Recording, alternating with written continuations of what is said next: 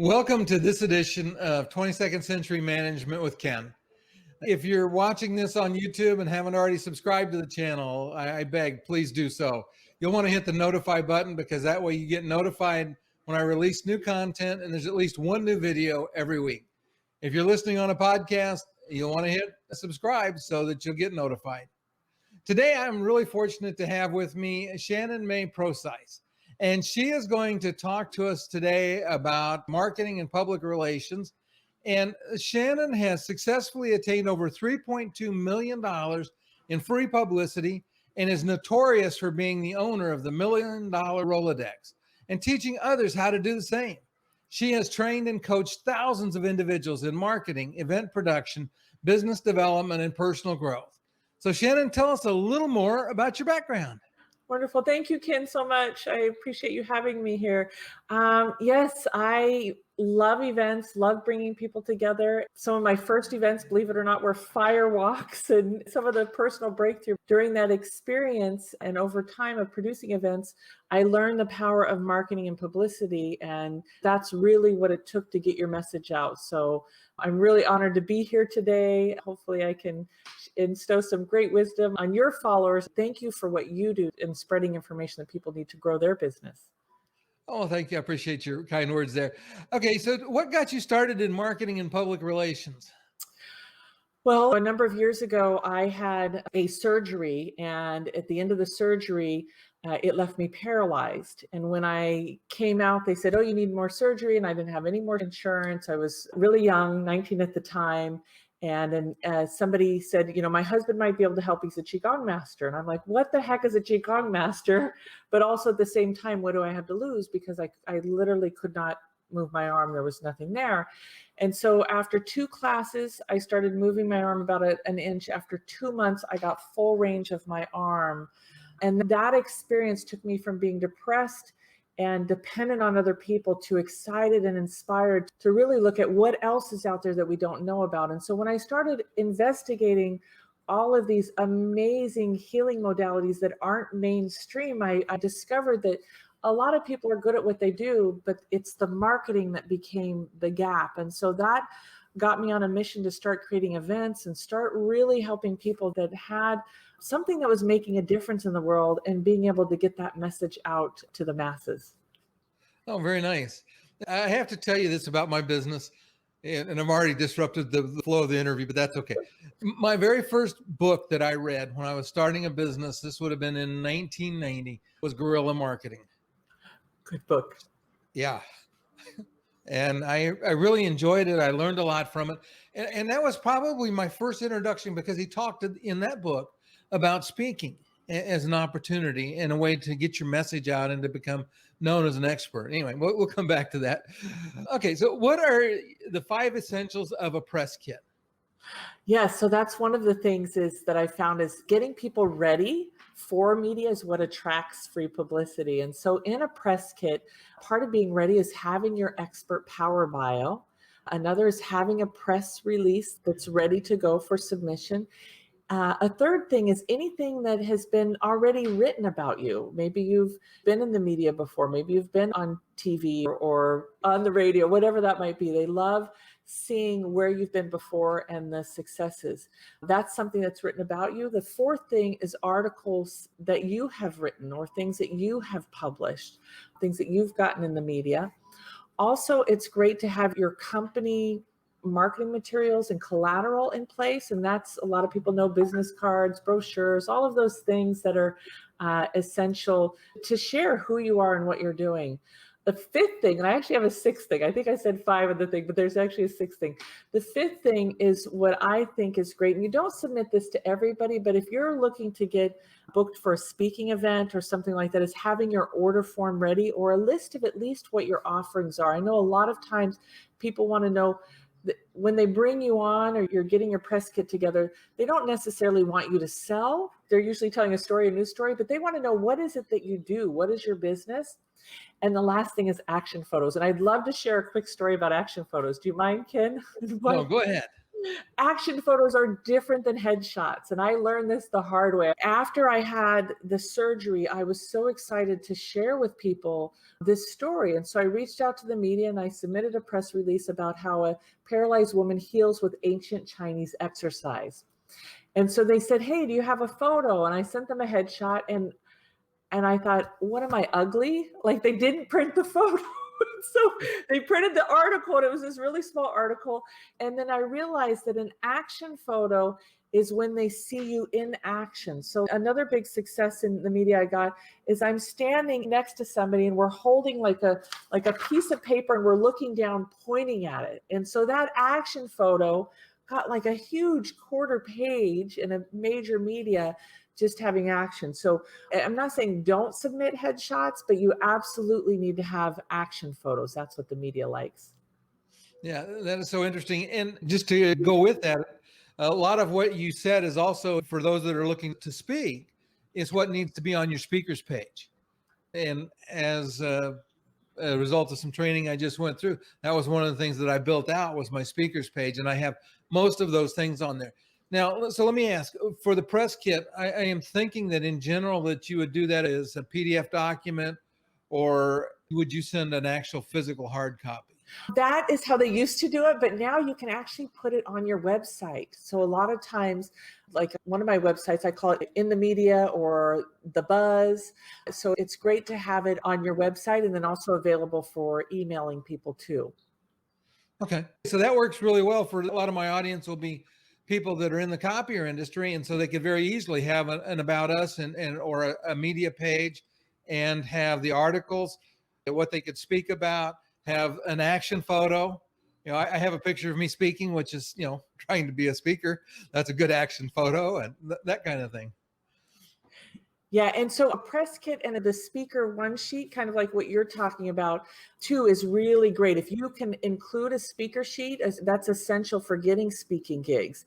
And testimonials are really powerful of where you've spoke before, and the conference producer can share what the audience liked and why you're a good speaker. So that's another great thing to have to help share on your behalf. Okay. And so I'm going to up that game just one little bit, especially if you're going to do it on your website, which is where my speaking page is. I have a video testimonial from a meeting planner. Yes. Perfect. If meeting planners are looking at that, having them talk about how effective you are with the audience, but also how easy you are to work with as a speaker is very helpful. Yes. Yes, yes, yes. Okay. So let me ask this question. Can anyone get free publicity? Oh my goodness. Anybody. I used to think, well, you have to be a nonprofit. That's a myth. Anybody can get free publicity. It's all in the story that you're telling. And so I primarily focus on 3 pieces to attract free publicity. One is education. And every single person has something that they do, whether it be their product or service, that can be educating the public. So that's a piece. The second one is community give back.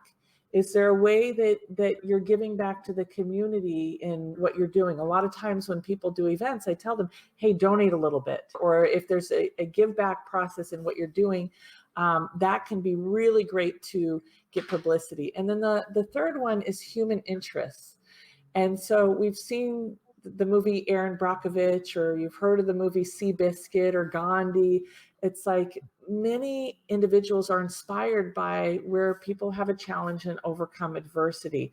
Now, there's all kinds of other stories you can tell where there's lots of negative news out there. There's things that do get picked up, but I'm a big advocate of let's spread some more good news.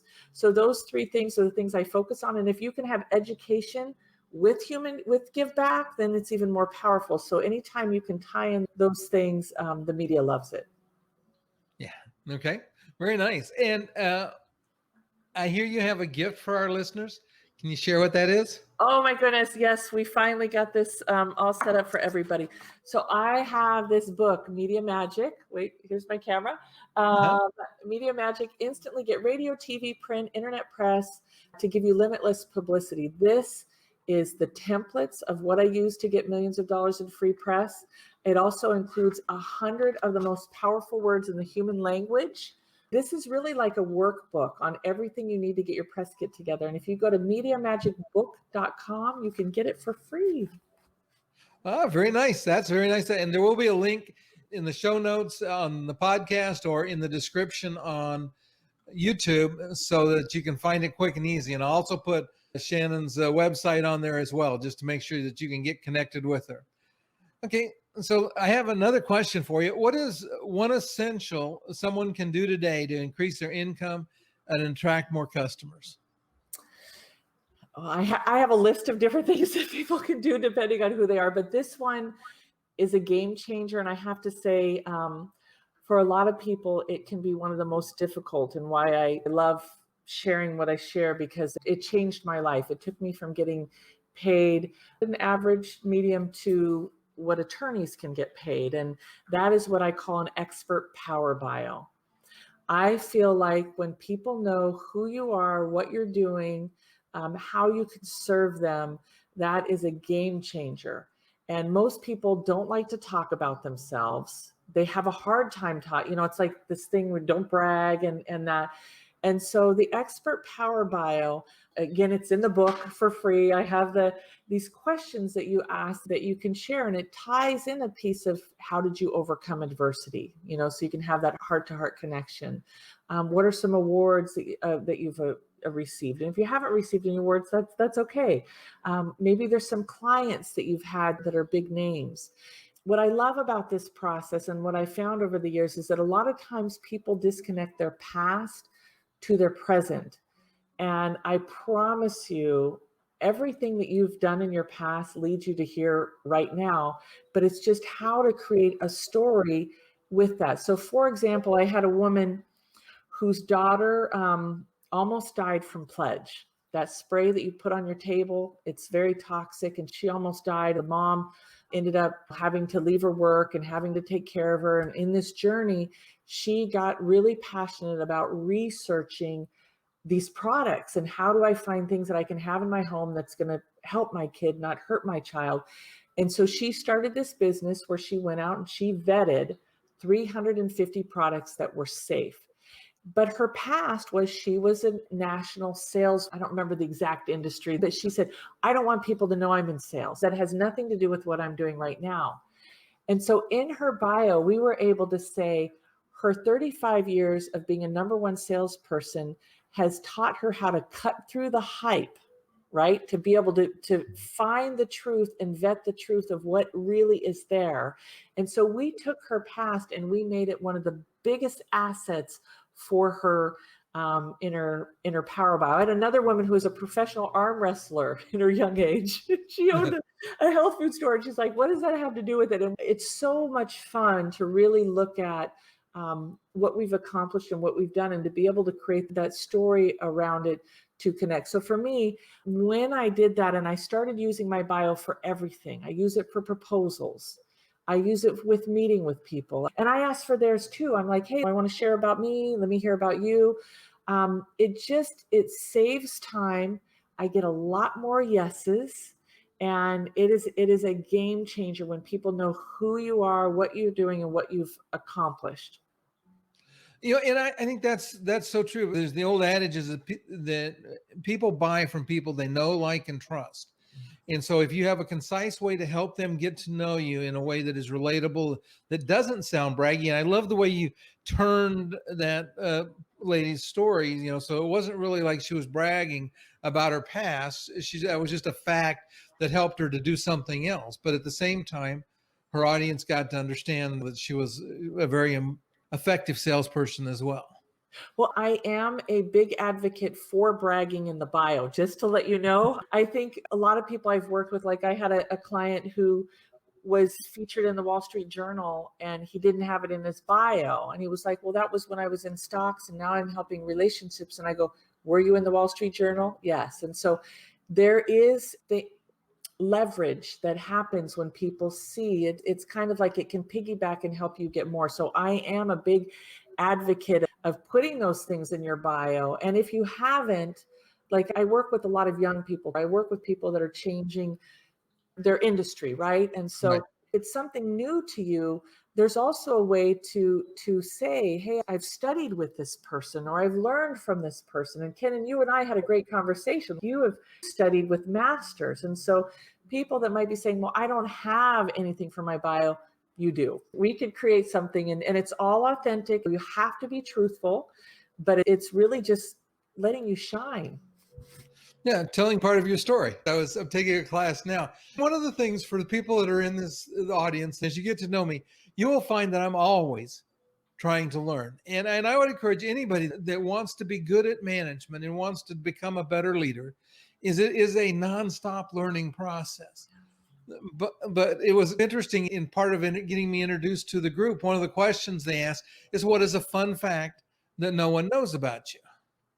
And I thought of several stories because I tend to have some adventures along the way, sometimes when I'm traveling. But for an example, just a quick fun fact that most people don't know is I used to be an air traffic controller. I did that for 8 years. Oh, Yeah. So there's a fun fact. And while it's not pertinent to what I do today, I do talk about the fact that I got leadership training in that process because I was a supervisor for shifts. And so they sent me through some classes, and then things I learned in that class, the students I teach today. So again, like I said, you can have some fun facts that give a little bit of your background. So I have really enjoyed this. What is your favorite tool? I'm going to throw some curveball questions at you now. good. What is your favorite tool for a business owner to start to really achieve results? So let's just pick me. I'm starting a new business, or I have a young business, and I don't really have much track record, and I'm trying to grow my business. Where would you start with something like that? Yeah, so there's a couple different things. One is we recently connected and got approved to do a PR distribution service where this service is guaranteed to get you picked up in hundreds of mediums, including AP News, Fox News, ABC, NBC, Market Watch. And so I think that this is a great way not only to get your message out and potentially hundreds of thousands, if not millions of viewers, but also to get the logos and to get the pieces that stand out. Those are two things there. But then it helps with the SEO of your website, because now you have all of these online news sources that have actually cross-linked to your website, because in this service, they allow us to do a call to action. They allow us to link to your websites. They even allow us to do a video. And like I just did one yesterday, and the woman, after getting the release up, got almost 1,000 views on her YouTube video that we put in there. Oh, wow. That is so cool. That's a great place to start. Yeah, I am a huge fan of video. I mentioned I have a video interview for my speakers page, but I have video testimonials for my training page for service managers, because I asked the students at the end of the class, would you be willing to be on camera? And so we do a Zoom call, record it, and it gets posted. And not only does it go on my website, but it goes on the BTA's website, which is the organization that I provide training through. And so again, I think that too often individuals don't use video like they could, because I think that of all the medium that exist, video can be the most powerful and is probably the least used. I use this as an example as well, that if a customer sends you a testimonial about how well your technician did, and I'll go back to my roots in the copier industry, then what you should do is call the customer, say, listen, would you mind being on a quick Zoom call and tell what you just said on camera? And then you record it and you put it up, and it then lives forever on your website as a testimonial. The power of somebody telling their story of doing business with you in their words, I think, is huge. Yeah. And I have one more thing that's a little outside of PR, but I think having your vision team and support team of mentors is essential. I think that right now, more than ever, and I've been saying this for a few years, is that people that are solopreneurs, it's going to be like molasses and struggle. People that learn how to collaborate and resource share and surround themselves with mentors are the people that are going to really soar and accelerate. And so a vision team, if somebody's just getting started, or let's just say there's something in your department leadership wise that you want to do, is reaching out and finding people that you can say, hey, do you mind if can I get 30 minutes a month or an hour a month where we get together and I can ask a few questions and pick your brain, and whether that be in a group or individually. If we are alone, it's because we choose to be alone. And I just hope to inspire people to really know that that is a choice, and that the businesses that build relationships and they get vulnerable, that really surround themselves with people where you can trust them and say, hey, I'm going to share my challenges and I'm going to share my joys, but I want you to be there to support. And the more that they've been there and had those experiences and aren't going to judge you, but just lift you up, I think that's essential for wherever you are in your business, whether you're new or you're growing or you're saying that next level. We all need to surround ourselves with that vision team or mentors. I would agree with that too. I think that mentors, the other thing that people too often don't do that they should, is they don't hire coaches and don't use coaches. And I love the analogy, because you can think of somebody like Tom Brady, who is probably the greatest quarterback of all time. Yeah. And he has a coach. He makes $50 million a year. His coach may only make $50,000 a year, but he has somebody that coaches him to help him get better. And I would say this, especially if you're starting out, I understand that you're not going to have big budgets, but find somebody that can help you. I love Shannon's suggestion, find a mentor, but find somebody that can help you see things that you don't see. I'm fortunate, and I'll use a quick example in writing. I am really good at some things in writing, but my wife coaches me on my writing. I write from the expert position a lot of times because I know a lot about what I'm telling people. And she'll come back to me and she'll point at a sentence. What does this mean? It's clear. It says this. What does that mean? And so I'm fortunate. I married a writing coach. Good. Yeah. Is it okay if I share some free resources for people? A lot of people aren't aware of SCORE. And so SCORE is a part of the business administration, and they are all over the United States. And basically they are retired CEOs that volunteer their time to help any business wherever they are. And so we live in the small town of, Melbourne, Florida, and they have an office. You can go in and they will assign you a mentor. They can help you write business plans. They can look at your financials. If you're trying to figure out shipping or expansion or raising capital, whatever it might be, we have this free resource that's there where you can get assigned a mentor, and they can't sell you anything. That's their policy. Like none of the mentors can sell you anything. Yeah. And SCORE is a great resource. And I would say too, the other resource that I've gotten really fond of is there is a lot of free information that is really good information on YouTube. Yes. And free courses. Yeah. It is amazing. This training that I'm in now, one of the things they suggest as a giveaway is give away a free course that is valuable, because a free course that doesn't teach you anything is of no value. But a free course from the person that's providing it is a sample. For the person taking it, it is a sample, but it's also an opportunity for them to improve their skill set in something. And what triggered that was business planning, because I have a lot to say about business planning. In fact, on my blog, for those that haven't read it, there's at least 3 or 4 articles up now about business planning. Because, and I'll give you an example of it, because you mentioned SCORE and it got me started down this road. I'm sorry. No, I'm with you. Is too many businesses create a business plan that is smoke and mirrors for the bank. For capital. And that may get you funded, but it's not going to help you in your business. Yeah. I've been teaching service management now for 2.5 years. And I have asked every class of service managers that's come through if they have a service plan for their department. And this is how many said they did. 0. Yeah. And I am like, okay, why? The service is the department in the company that makes the revenue. Sales exists in general, to create opportunities for service, because the aftermarket is where all the profit is. And yet here is the piece of the company that should be the most profitable and is the most important and has the most impact on customer satisfaction, and nobody has a plan. Now, to make it worse, it's a 3-year training process from hiring a technician till he's fully qualified, which means that if I hire a technician today, I'm hiring for 3 years from now.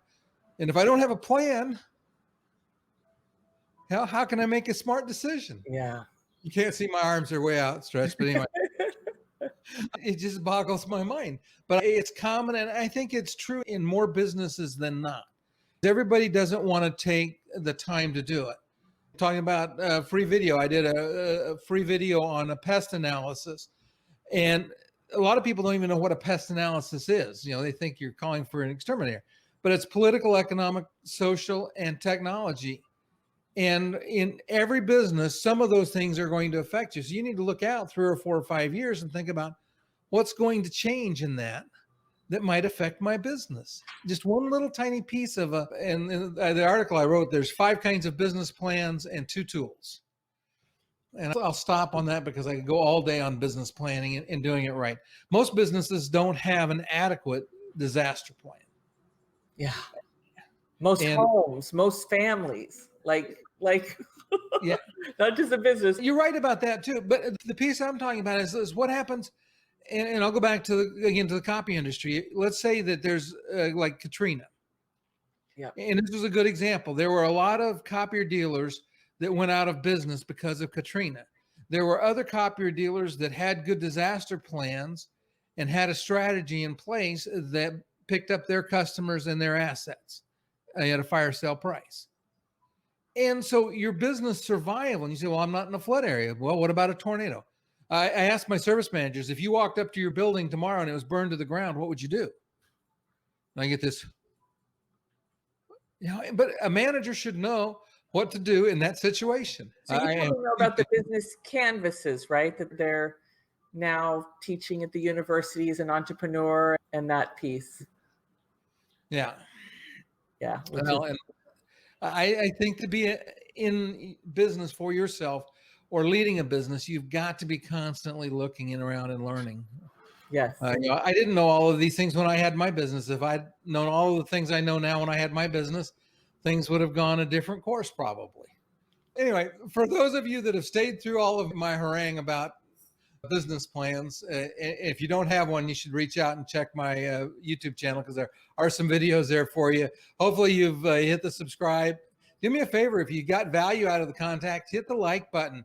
Put a comment down below. Tell us what you liked about the discussion today. And on the podcast, we'll see you guys, both of you. We'll see you next week. Thanks. Okay. I kind of